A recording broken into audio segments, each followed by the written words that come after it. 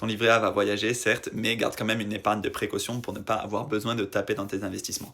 Maintenant, pour la question des ETF, en fait, la différence entre un ETF capitalisant et un ETF distribuant, c'est que le distribuant va te distribuer des dividendes et ce sera à toi de les réinvestir. Dans le PEA, il n'y a pas ce frottement fiscal, donc c'est bon, tu peux les réinvestir dès que tu les reçois et tant que ça reste dans le PEA, tu n'es pas fiscalisé. Mais l'avantage d'un ETF capitalisant, c'est qu'il va le faire automatiquement. Donc, tu n'as pas besoin de te poser la question. Et ce sera même plus rapide en termes d'intérêt composé parce que imagine, tu reçois le dividende, tu t'en rends pas forcément compte, tu fais autre chose et tu le réinvestis 3 mois plus tard. Et bien, le problème, c'est qu'il y aura eu cette période de 3 mois où cet argent n'aura pas été investi. Donc, c'est pour ça que moi, je préfère aller sur des ETF capitalisants.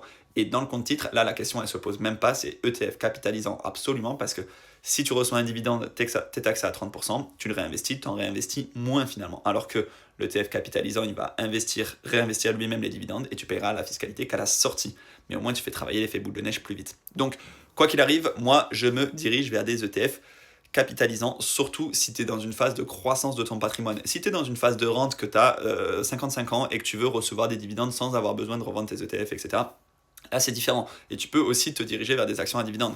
Là, je pense que tu es plus dans une phase de croissance, donc PEA ou compte titre, quoi qu'il arrive, on se dirige vers des ETF capitalisants. Du moins, c'est ma conviction. Et l'imposition à 17,2%, c'est quand l'argent sortira de ton PEA. Mais tant que ça reste dans le PEA, c'est un vase clos fiscal. Il y a le double avantage. C'est pas de taxation tant que c'est dans le PEA. Et à la sortie, moins taxé que le compte titre. Donc c'est pour ça, ouvrez votre PEA le plus tôt possible, les amis.